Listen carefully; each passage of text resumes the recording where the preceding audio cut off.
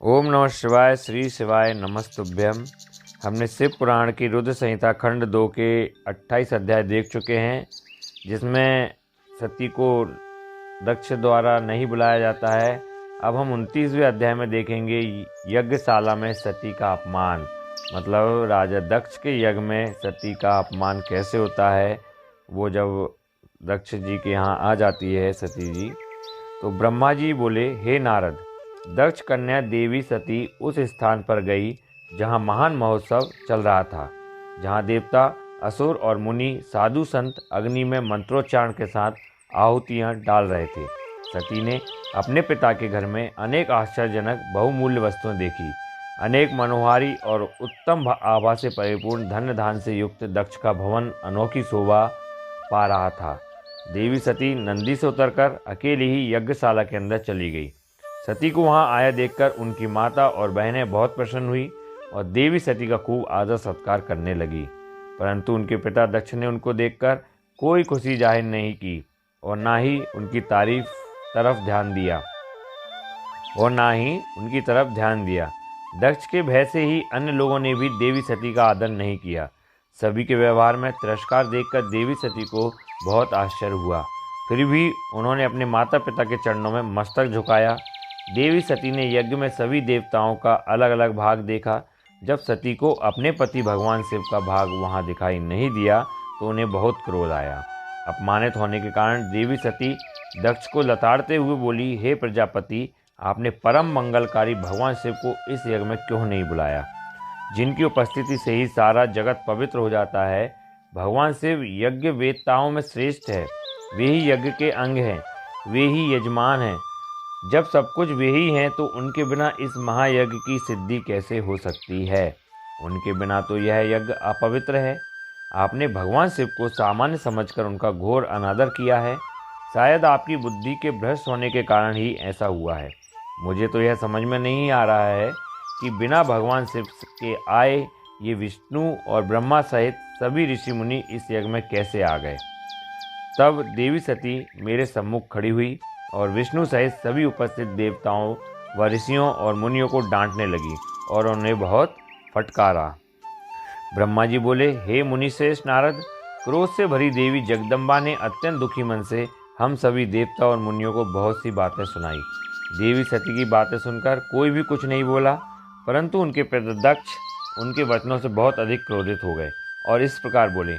दक्ष ने कहा, हे पुत्री सती, तुम्हारे इस प्रकार के वचनों से लाभ क्या होगा। तुम बिना बात के सभी का अपमान कर रही हो।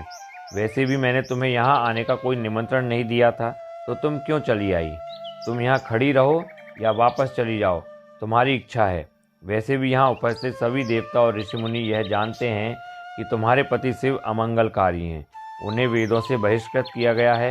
वे भूतों, प्रेतों तथा पिशाचों के स्वामी हैं। उन्होंने बहुत बुरा वेश धारण किया है, इसलिए मैंने रुद्र को इस महायज्ञ में नहीं बुलाया है। मैंने बिना सोचे समझे ब्रह्मा जी के कहने पर तुम्हारा विवाह उनसे कर दिया, नहीं तो शिव इस योग्य नहीं है कि उनसे किसी भी प्रकार से कोई संबंध बनाया जाए। अब तुम आ ही गई हो तो स्थान ग्रहण कर लो। आगे तुम्हारी जैसी इच्छा, हमारा कोई आग्रह नहीं है। दक्ष की ये बातें सुनकर उनकी दुहिता सती ने अपने पति की बुराई करने वाले अपने पिता को देखा तो उनके मन में रोष बढ़ गया। वे क्रोध से भर गई। तब वे मन में ही विचार करने लगी कि अब मैं शिव जी के सामने कैसे जाऊंगी। यदि किसी तरह उनके पास चली भी गई तो उनके द्वारा यज्ञ का समाचार पूछने पर क्या कहूँगी। यह सब सोचकर वे अपने पिता दक्ष से बोली, जो त्रिलोकीनाथ करुणा निधान महादेव जी की निंदा करता अथवा सुनता है वह हमेशा के लिए नरक में जाता है। अर्थात जब तक सूर्य और चंद्रमा का अस्तित्व है उसे नरक भोगना पड़ता है। इस प्रकार देवी सती को वहाँ आने पर बहुत पश्चाताप हो रहा था।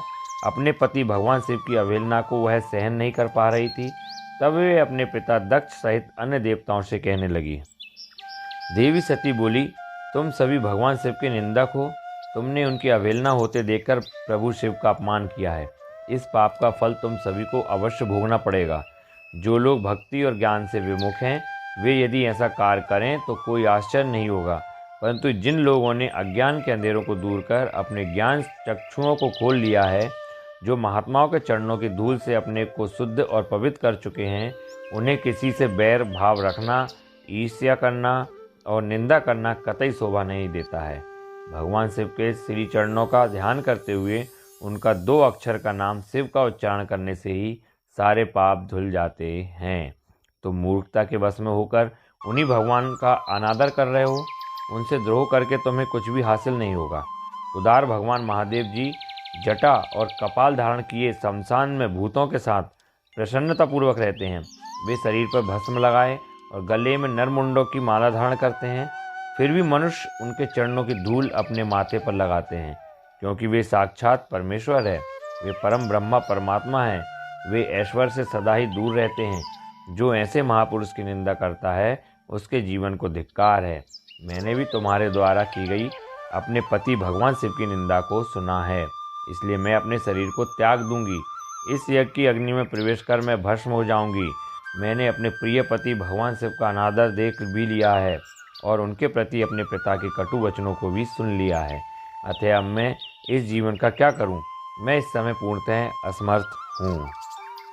इस यज्ञशाला में जो भी शक्तिवान और सामर्थ्यवान पुरुष हो, वह भगवान शिव की अपेक्षा करने वालों और उन्हें बुरा और अमंगलकारी कहने वाले की जीभ काट दे, तभी वह शिव निंदा सुनने के पाप से बच सकता है। जो ऐसा करने में समर्थ ना हो तो उसे अपने दोनों कानों को बंद करके यहाँ से तुरंत चले जाना चाहिए, तभी वह दोष मुक्त होगा। फिर देवी सती अपने पिता दक्ष की ओर मुख करके बोली, जब मेरे पति महादेव जी मुझे आपके साथ संबंध होने के कारण दक्षायणी कहकर पुकारेंगे तो मैं कैसे कुछ कह पाऊंगी। हे पिताजी, आपने मेरे पति का घोर अपमान करके मुझे उनके सामने जाने लायक भी नहीं छोड़ा, इसलिए मेरे पास अब एक ही रास्ता शेष है। मैं आपके द्वारा प्राप्त इस घृणित शरीर का आपके सामने ही त्याग कर दूंगी। तत्पश्चात सती वहाँ उपस्थित सभी देवताओं से बोली कि तुम सबने करुणा निदान भगवान शिव की निंदा सुनी है, इसलिए तुम्हारे कर्मों का दुष्परिणाम तुम्हें अवश्य मिलेगा। मेरे पति भगवान शिव तुम सबको इसका दंड अवश्य ही देंगे। उस समय देवी बहुत क्रोधित थी। यह सब कहकर वे चुप हो गई और अपने मन में अपने प्राण वल्लभ भगवान शिव का स्मरण करने लगी।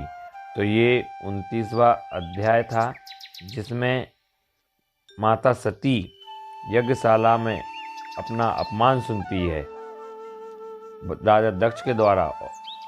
तो ये उन्हें बहुत बुरा लगता है। यही इसका वर्णन किया है इस अध्याय में, उनके राजा दक्ष और सती का जो उनका अपमान करते हैं। तो ऐसे ही आप सुनते रहिए। अगले वीडियो में हम 30वां अध्याय देखेंगे। ओम नमः शिवाय। श्री शिवाय नमस्तुभ्यम।